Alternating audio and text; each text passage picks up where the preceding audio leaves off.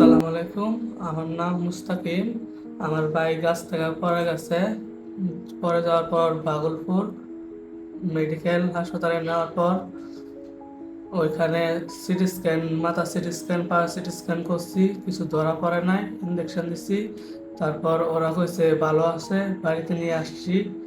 তারপর বাড়িতে রাতে বমি করে, বমির সাথে রক্ত আসে। তারপর আবার লয়ে গেছি। তারপরে ওরা বলছে ওইখানে রাখতে পারবে না, আমরা 5 দিন যাবত ওইখানে রেখে আনছি। তারপর ওইখানে বলছে ওরা ভালোই। তারপর কয়েকদিন পরে তারপর ছুটি দিয়ে দিচ্ছে।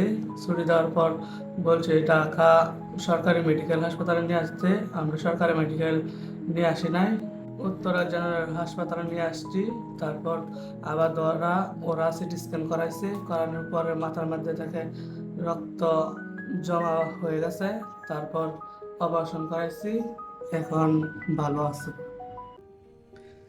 মাথায় আঘাত লাগার প্রথম 24 ঘন্টা খুবই গুরুত্বপূর্ণ এবং মাথায় আঘাতের পরে 24 ঘন্টার মধ্যে আমরা একটা সিটি স্ক্যান পরীক্ষার মাধ্যমে জানতে পারি যে মাথার ভেতরে ব্রেনে কোনো রক্তক্ষরণ হয়েছে কিনা, হাড় ভেঙে মস্তিষ্কে বা ব্রেনে চাপ দিচ্ছে কিনা।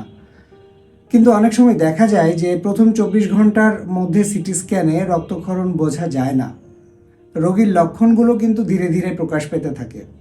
প্রথম 24 ঘন্টার মধ্যে সিটি স্ক্যানে যদি কোনো রক্তক্ষরণ নাও থাকে, কিন্তু রোগীর যদি তীব্র মাথা ব্যথা, বারবার বমি ভাব, খিঁচুনি, অসংলগ্ন কথাবার্তা, কোনো একদিকে দুর্বলতা ইত্যাদি লক্ষণ থাকে, তাহলে ধরে নিতে হবে যে তার ব্রেনের মধ্যে নিশ্চয়ই কোনো না কোনো অসুবিধা হচ্ছে।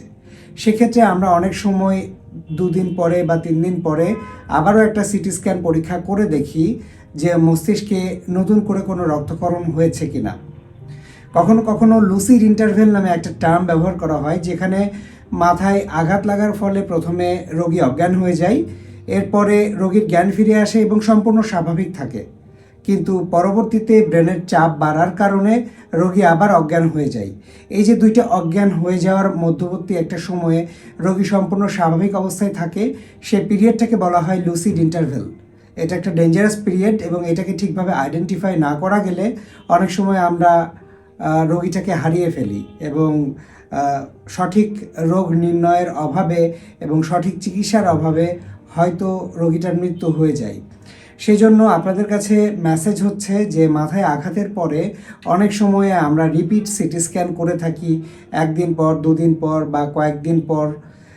এটার দুটো কারণ। এক হচ্ছে যে মস্তিষ্কে নতুন করে কোনো রক্তক্ষরণ হচ্ছে কিনা সেটা নিশ্চিত হওয়া।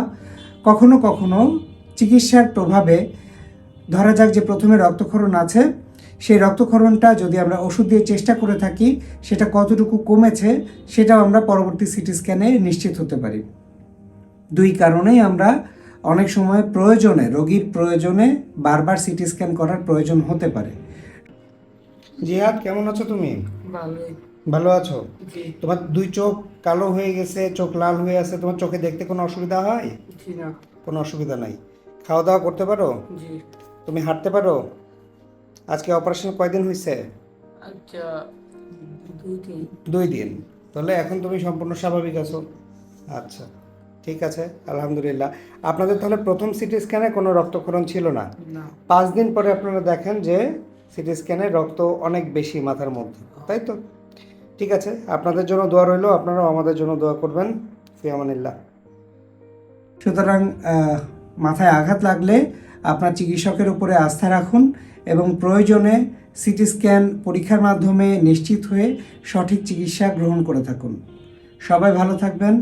আসসালামু আলাইকুম রহমতুল্লাহ।